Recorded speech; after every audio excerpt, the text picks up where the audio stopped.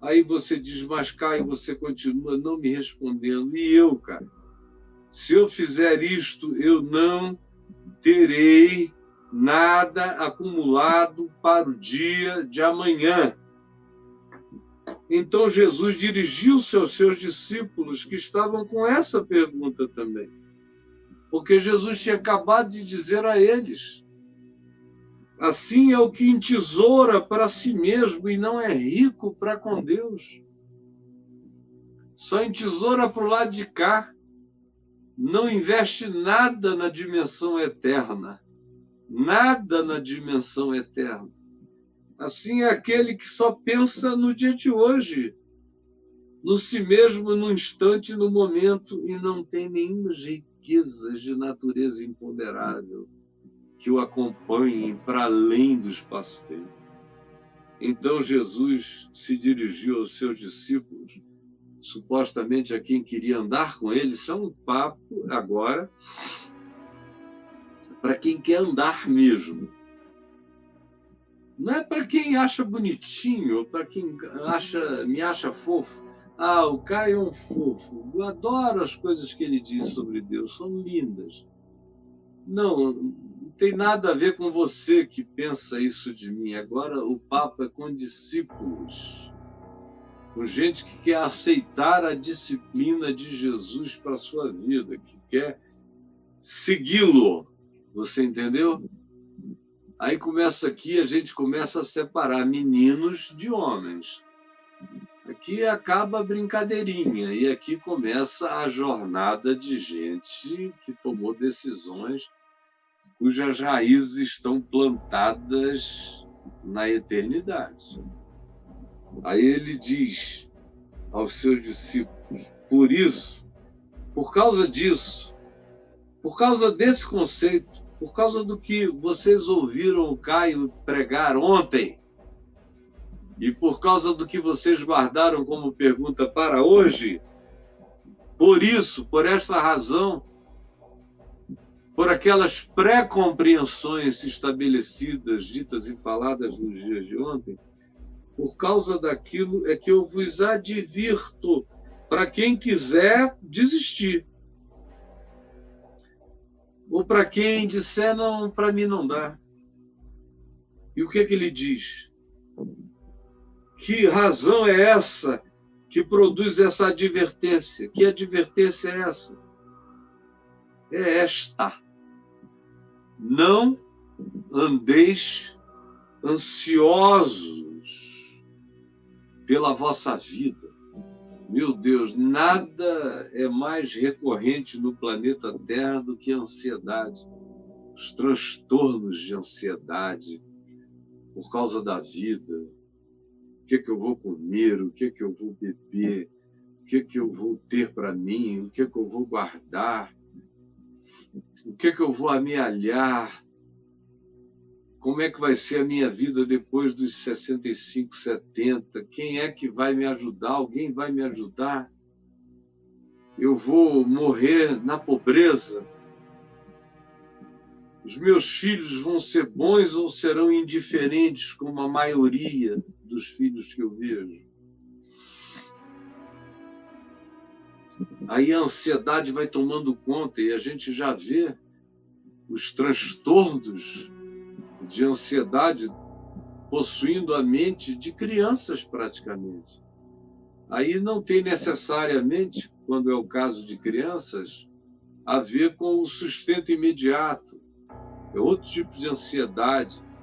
Se papai não vai deixar a mamãe, se a mamãe que fala tão mal do meu pai não vai se separar dele no ano que vem ou até o fim deste ano. E aí a criança vai ficando ansiosa. Meu Deus, eles vivem falando que não tem dinheiro. Será que eu vou ter que mudar de escola? Será que eu vou ter que me separar dos meus amigos e amigas, porque eles não vão poder bancar nada? E eles vivem me ameaçando, dizendo: olha, aproveita bem esse ano aí de pandemia, porque no ano que vem a gente não vai conseguir pagar para você mais nada não, viu? E aí planta-se uma ansiedade enorme no coração do menino. Não são aqueles pais hiperreligiosos que vem um garoto que começa a desenvolver a identidade dele com 13, com 14 anos e, quem sabe, aos 15, e dizendo, meu Deus, eu não sou heterossexual. Toda a minha atração emotiva e afetiva é por gente igual a mim, eu sou homoafetivo. Como é que eu vou dizer isso para o meu pai, presbítero, para pastor, para minha mãe, líder de grupo, de célula, de igreja? Como é que eu vou dizer isso a eles? Tem alguns que chegam ao extremo do suicídio, mas outros não, passam a viver num estado de transtorno, de ansiedade.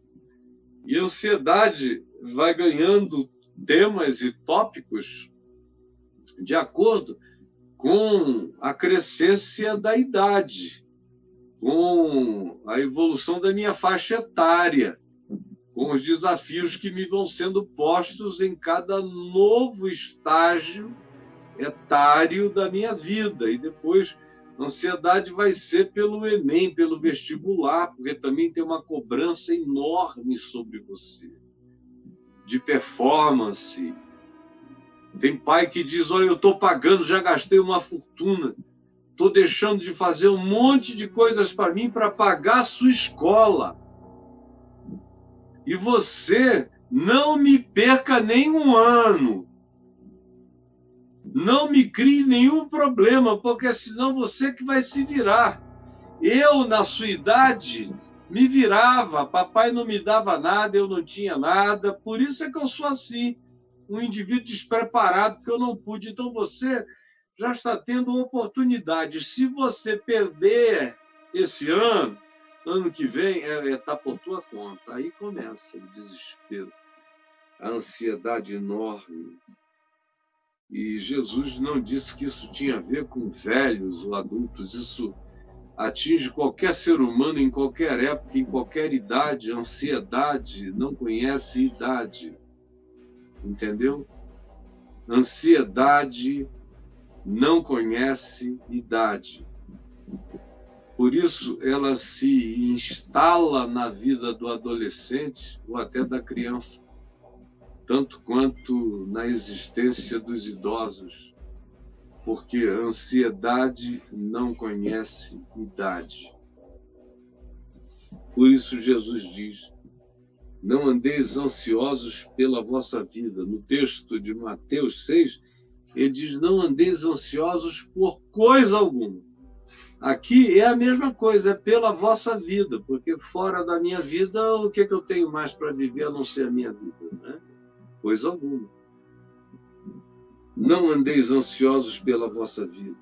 Por exemplo, quanto ao que haveis de comer, o pior não são aqueles que dizem, meu Deus, eu vou comer amanhã?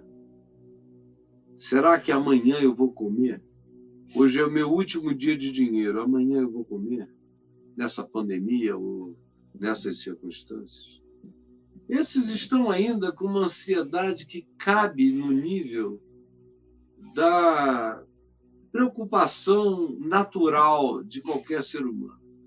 Agora, tem aqueles que dizem, ai meu Deus, quando será que eu vou comer de novo? Aí você pensa num prato de, se você for comprar num restaurante, ele vai custar R$400, R$500. São pessoas que não estão pensando em matar a fome. São pessoas que estão querendo saber que qualidade de comida elas vão comer. São aqueles entes insuportáveis, porque um cara que, ao invés de ficar grato só porque vai conseguir comer amanhã, fica preocupado porque não sabe a qualidade da comida que ele vai comer amanhã. Esse aí já morreu e não está sabendo. Quanto ao que haveis de comer, ou quanto ao vosso corpo, quanto ao que haveis de vestir. Eu hoje estou aqui de Santa Corja, que levanta e anda. Ou com relação a qualquer dessas coisas. Porque a vida, preste atenção nisso, olha aqui para mim, porque a vida é mais do que o que você come. A vida é mais do que o alimento e o corpo é mais do que as vestes. A gente vive de outras coisas. Eu conheço gente que não tem nenhum problema de comer, de vestir ou de beber. Gente que tem armários imensos, enormes. Tem gente que precisa de metade de uma casa para guardar tudo que tem. Tem gente que tem casa não para morar nela, tem gente que tem casa para guardar o que tem e não sabe nem o que é.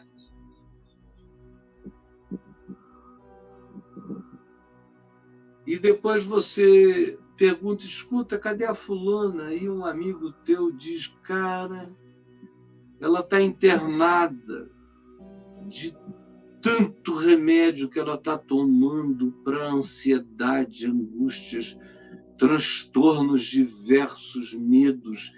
Ela está com pânico. Mas tudo que não falta a ela é o que vestir, tudo que não falta a ela é o que comer. Porque a vida do homem é mais do que as vestes, é mais do que o alimento. Por outro lado, você sabe de pessoas que não sabem o que comerão amanhã, nem o que vestirão, mas estão felizes hoje, aproveitam o dia de hoje, se tratam bem com o pão que tem hoje, com a água de hoje, com o café de hoje, com um suquinho simples de maracujá. Hoje é o dia.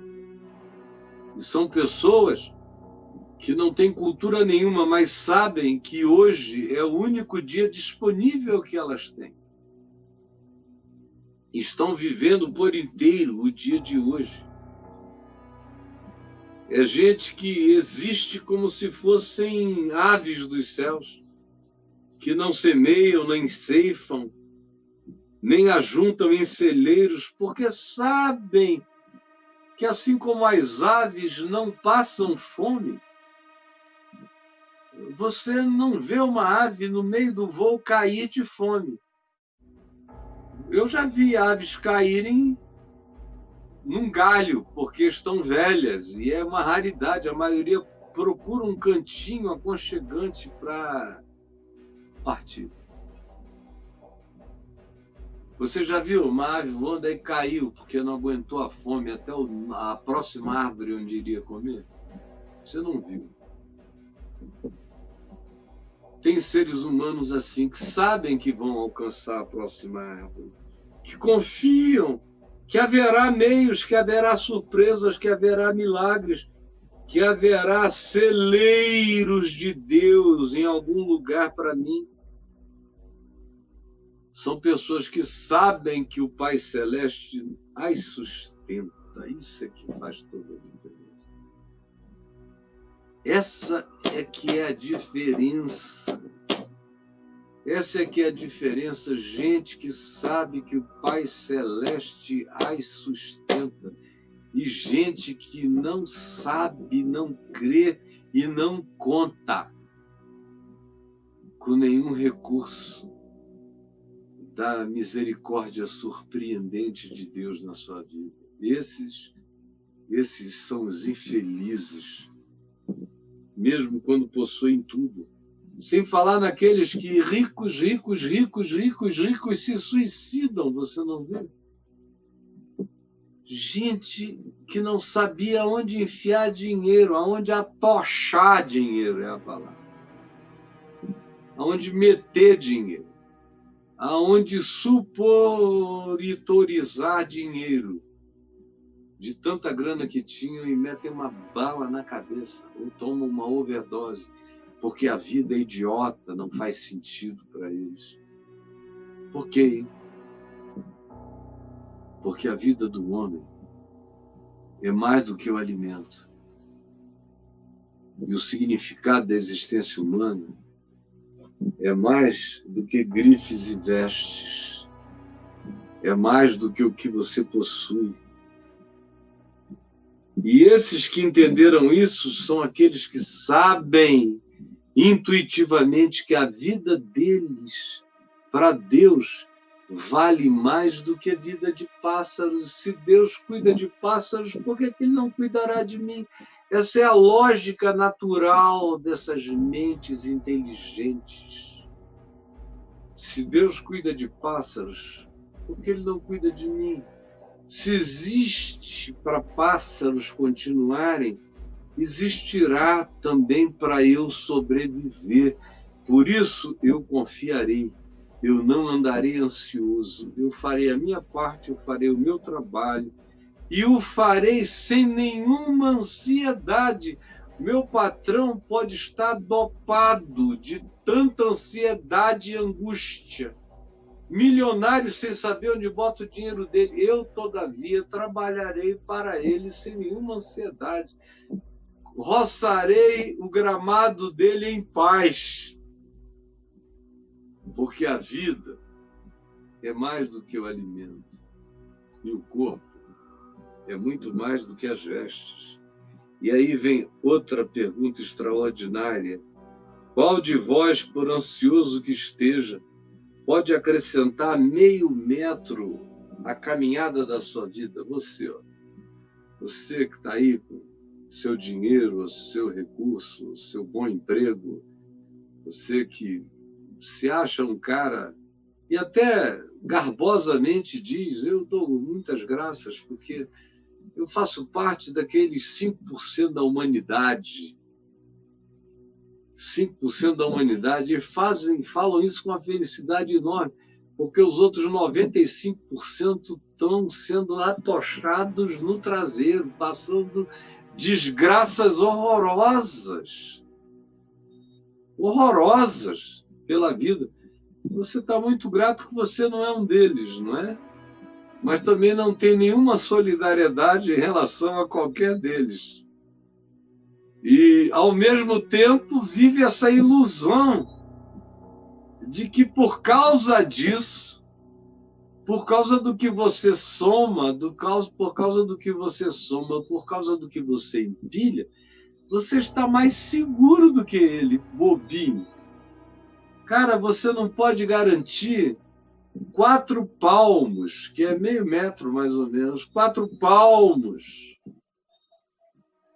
ao curso da sua vida. 4 palmos. 1, 2, 3. Não dá nem 4 aqui. Deixa eu começar daqui, ó. 1, 2, 3 e uma chave. E o que Jesus está dizendo é: você não consegue se garantir, nem mesmo em meio metro. Você pode cair agora aqui, cara. Você não tem sob o seu controle meio metro de jornada. Você entendeu? Você não tem sob o seu controle meio metro de jornada. Você não tem. Não tem. Eu poderia virar para trás aqui agora e nem terminar de virar. Cair aqui. Aí todo mundo ia dizer: que live desastrosa. Iria sair no Jornal Nacional. Pastor Caio, o reverendo Caio, fazendo uma live, virou para o lado e caiu morto. Porque eu não banco nada, e sei que não banco. E olha, não tem nada melhor do que saber que a gente não se garante em nada. Sabe por quê? Dá uma tranquilidade.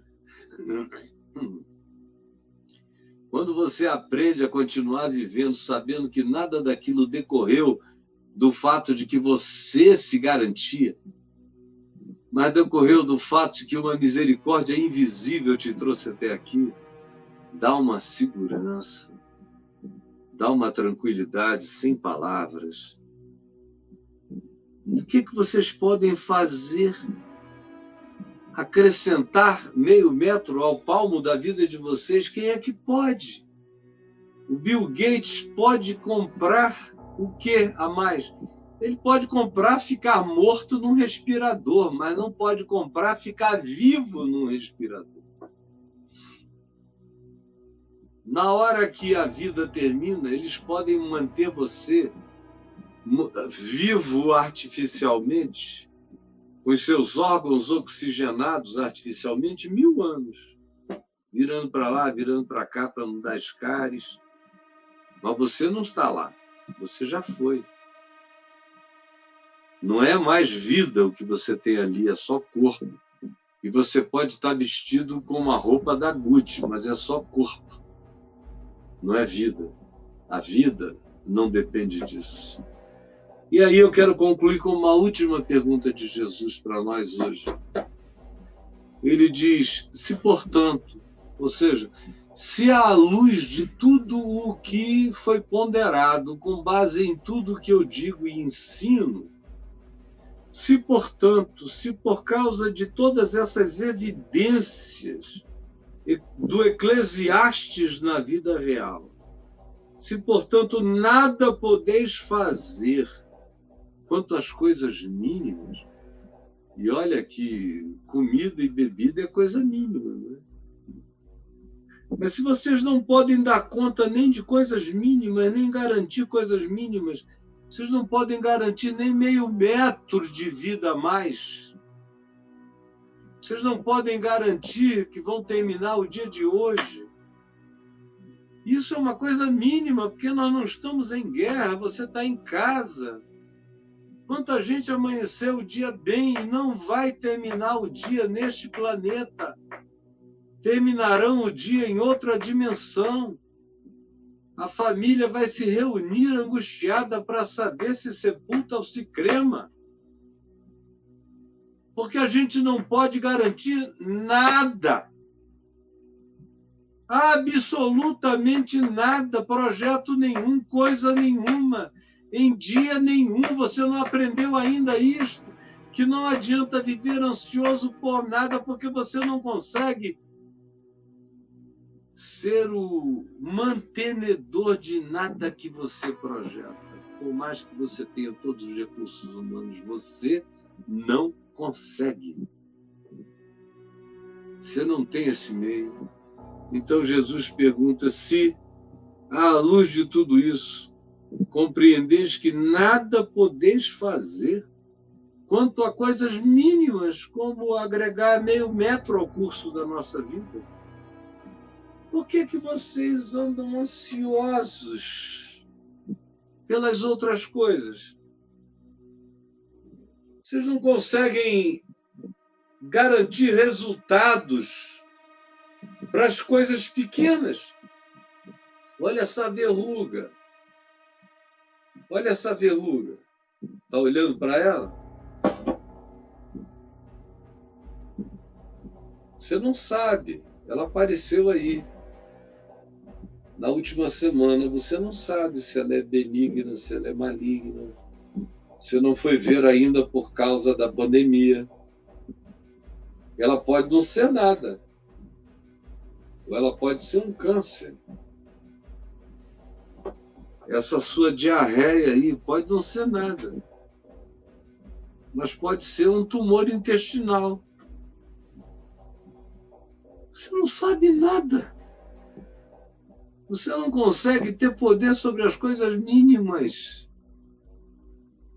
Você acha que vai ter poder sobre as outras coisas, as maiores? E que está na tua mão. Eu vejo gente que não tem meios nenhum. Aí tem um câncer. E entram em filas. Miseráveis.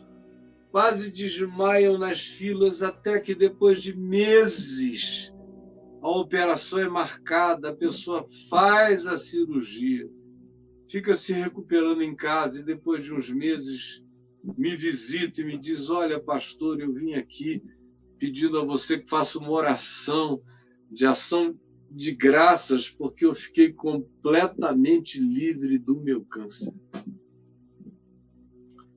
Conheço outras que têm o mesmo câncer, viajam para o exterior, vão se tratar nos maiores centros do mundo e a gente ouve uma notícia, ou liga para o filho ou para um parente, escuta, como é que está o fulano? Aí ouve aquela notícia, pastor, está mal, eu não sei nem se vai dar para ele voltar para morrer no Brasil. Talvez ele só consiga voltar depois de morto, numa urna adequada, com tudo que tinha, com todos os grandes recursos, não conseguiu debelar aquilo que na vida do pobre aconteceu sem ele nem saber como. Na realidade, o que Jesus está dizendo é: a presunção de vocês não tem tamanho. Mais do que falando em ter e não ter, o que Jesus está dizendo e falando é de presunção mesmo. É de arrogância. Porque não tem nada de errado em ter alguma coisa. Nada. Nada de errado. Jesus mesmo se serviu dos que tinham para o dia de amanhã. Lucas 8 diz que ele foi servido por mulheres ricas que o acompanhavam desde a Galiléia. E ele mesmo nunca teve nenhum problema com aqueles que, tendo meios, o socorreram, como José de Arimateia, como Nicodemos, como Maria, como a outra Maria, como Madalena, como os que tinham meios. A gente não sabe se o próprio Mateus, que era o publicano mais rico da Galiléia, não usou os próprios recursos dele para socorrer. Certamente usou, porque se diz que ele, que também era chamado de Levi, pegou tudo que tinha e socorreu a todas as pessoas e seguiu com Jesus. Jesus nunca teve problema em ser socorrido por ninguém, em comer na casa de quem tinha para vários dias. Portanto, há de haver uma interpretação que não tenha vínculo exclusivamente com ter ou não ter, ou com guardar ou não guardar. O que Jesus de fato está falando aqui é da falta de fé, é da presunção, é da arrogância que pensa que a nossa garantia pode estar posta naquilo que a gente guarda e acumula, quando na realidade não está.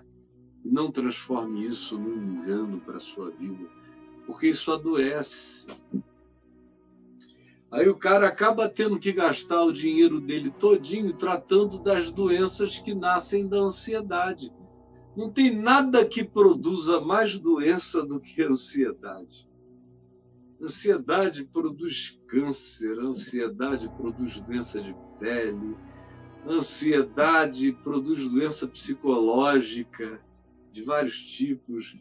Ansiedade diminui a inteligência. Ansiedade destrói relacionamentos. Ansiedade é você sabe o que? É um horror.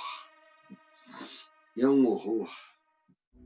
E Jesus está dizendo: a gente só vence a ansiedade com fé. A gente vence e só vence a ansiedade com confiança, sabendo que o seu Pai Celeste cuida de ti e te sustenta. Agora, o problema é esse. Você me perguntou aqui no início: e se eu fizer isto que você está sugerindo, que eu sugeri ontem, que Jesus sugeriu, eu não terei mais nada para guardar e acumular para o dia de amanhã. Aí eu te respondi que o problema não é esse. O problema não é ter ou não ter, o problema é como você tem. E como você também não tem. O problema para quem tem é o mesmo, e para quem não tem é o mesmo, é a ansiedade. E a solução para quem tem é a mesma solução que socorre aquele que não tem, a saber, é a fé. A ansiedade é o que destrói todos. E a fé é o que pode salvar a qualquer um. Quando a gente aprende a confiar, Mas aí é uma outra história, quando a gente aprende a confiar. Eu vou até anotar aqui, amanhã a Marina Silva vai estar sendo entrevistada por mim aqui depois do Papo de Graça, e eu vou anotar aqui sequência.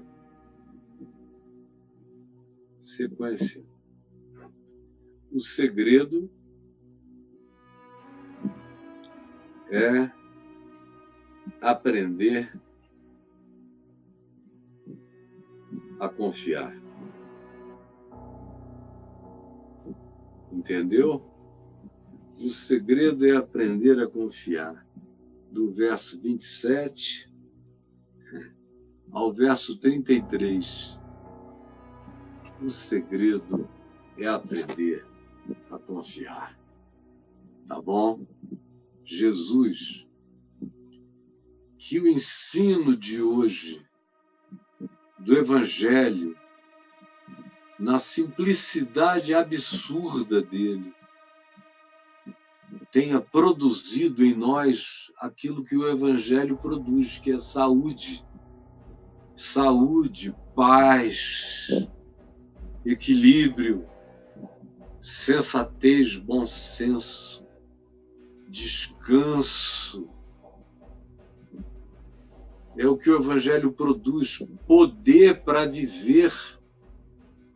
Como disse Paulo, aprendi a viver contente em toda e qualquer circunstância. É essa a tua solução para a vida de cada um de nós.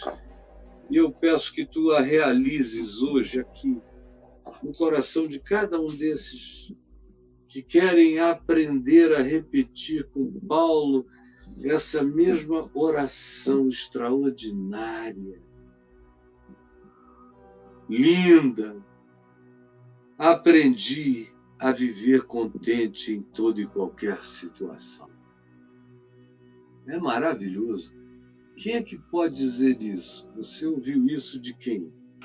De Sócrates, de Platão?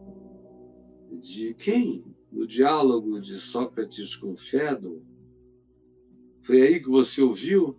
Aprendi a viver contente em toda e qualquer situação. Isso só dá para aprender se você é discípulo dessa escola de Jesus, sobre a qual eu venho falando esta semana, senão não aprende, não. Tanto sei estar humilhado, como também ser honrado. De tudo e em todas as circunstâncias já tenho experiência, já vivi de tudo nessa vida. Eu também já vivi de quase tudo nessa vida.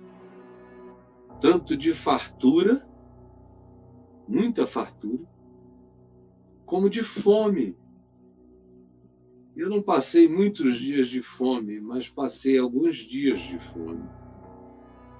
Assim, de abundância eu tenho experiência, como também de escassez. Aprendi a viver contente em toda e qualquer situação. Por quê? Porque eu aprendi que eu tudo posso naquele que me fortalece. Aí a ansiedade descansa dentro de mim por uma outra razão. Pedro disse, lançando sobre ele toda a vossa ansiedade. Pegue tudo que faz você ansioso, lance sobre ele, descanse nele, diga, não é mais meu problema. Eu vou fazer a minha parte, eu vou fazer os meus esforços, porém, sem ansiedade. Aprender a trabalhar sem ansiedade, a ganhar sem ansiedade, a esperar sem ansiedade. Contente em tudo que eu tenho e em tudo que eu não tenho, porque eu aprendi a viver. Aprendi a viver. Aprendi a saber que eu posso tudo naquele que me fortalece e que tudo tem solução, que não existem portas fechadas, eu só preciso andar sem ansiedade. Porque com ansiedade eu não tenho fé. Porque a fé não é fé com ansiedade. Mas sem ansiedade eu posso crer e descansar. E assistir porta atrás de porta e se abrindo para o meu sustento, para a minha vida e para a minha paz. Em nome de Jesus. Amém. Amém e amém, Senhor.